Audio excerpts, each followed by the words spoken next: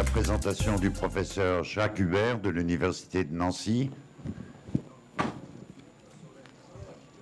Nous allons nous allons avoir une discussion vidéo par l'intermédiaire de Skype avec le professeur Solaire qui est en direct de l'hôpital de Strasbourg, de l'IRCAD. Bonjour. Nihao. Est-ce que vous voulez faire un court commentaire sur la présentation précédente?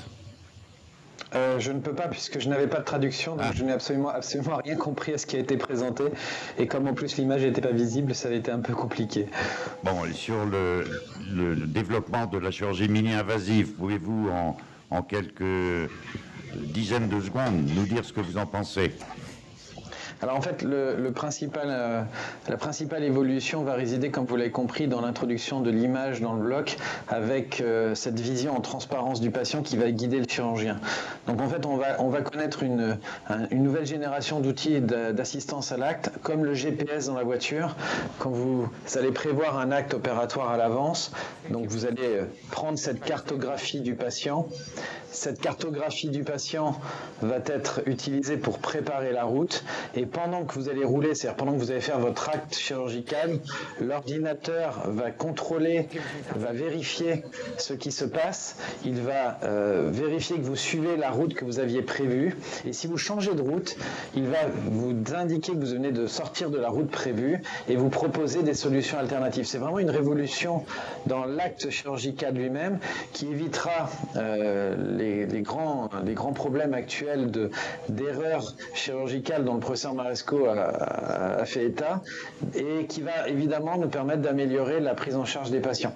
Ce que l'on a constaté, vraiment en deux mots, c'est que grâce à cette cartographie 3D, grâce à la modélisation, grâce à l'assistance, on a une amélioration conséquente du planning opératoire dans un tiers des cas, et que l'on a aussi une augmentation de l'éligibilité opératoire du patient. Des patients qui n'étaient pas opérables deviennent. Ça, c'est vraiment un énorme plus, notamment dans la lutte contre le cancer, puisqu'on le sait, la chirurgie est une très bonne solution pour cela. Donc c'est l'élément principal. Il va falloir évidemment pour cela investir dans les blocs hybrides qui seront un des éléments clés de cette évolution au niveau pratique dans le bloc opératoire. Merci beaucoup pour la clarté de votre démonstration. Est-ce qu'il y a des questions dans la salle au sujet de cette réalité augmentée et de cette chirurgie de demain? Oui, il y a une question. Bonjour Monsieur Solaire, très content de vous connaître. Donc, en fait, je suis chirurgien urologue à l'hôpital Nancy. Donc, j'ai fait un an de faisant fonction interne à Strasbourg il y a 12 ans. En fait, à cette époque-là, j'ai déjà passé à l'IRCAD. C'était déjà un centre de formation très connu en France, même sur le monde. Mais j'ai posé une question juste sur le web search, qui est très utile pour les chirurgiens, surtout pour les internes qui commençaient à travailler et commençaient à faire la chirurgie et commençaient à reconnaître l'anatomie humaine.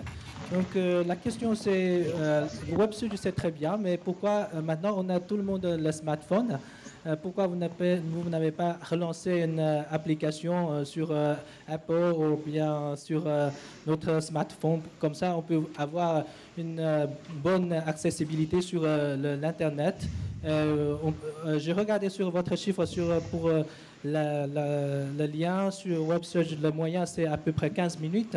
Donc, si vous pouvez relancer une application sur notre smartphone, je crois que on peut regarder le clip vidéo un peu plus long. Merci. Très bonne question dans un pays. Très bonne question dans un pays qui vit avec WeChat. Très bonne question en tout cas.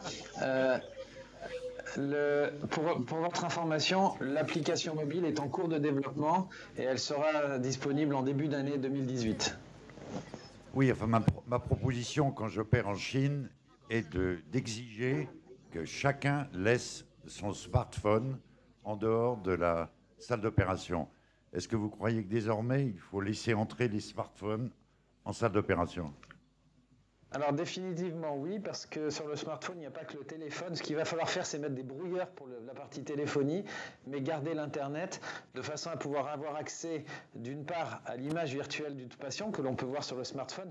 Le professeur Partel, par exemple, aux États-Unis, qui a fait plus de 10 000 résections de prostatectomie radicale robotisées, utilise la modélisation 3D faite par Visible Patient sur son smartphone, qu'il branche sur le robot, ce qui lui permet de le voir dans la vue opératoire, c'est-à-dire dans sa vue chirurgicale du robot, il a au-dessus la vue de l'opération en laparoscopie et en dessous il a la vue du smartphone en 3D. Donc le smartphone a sa place dans le bloc. Peut-être faudra enlever la téléphonie pour éviter d'être perturbé par des appels, mais pour le reste, pour la partie internet, on peut s'en servir pour l'information fournie par exemple par WebSurge ou pour le modèle 3D. Une autre question dans la salle. N'hésitez pas à poser des questions et profitez de l'opportunité que vous donne le professeur Soler de discuter directement avec lui. 这个影像技术的3D 技术的引导啊，包括这个刚才Masku 所谈的这个 AI 的人工智能的问题。那我想一个问题，其实这个话题是非常大家关心的问题。也希望能够更精准的，能够外科医生特别感兴趣，能够通过这样的平台做更加精准的手术。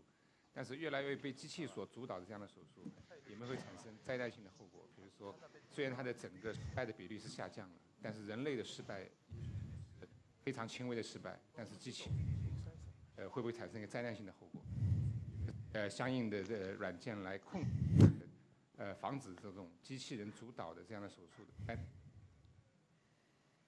Alors, désolé, j'ai pas de traduction. Si on pouvait me traduire ce Oui, qui était dit. je vais vous poser la question.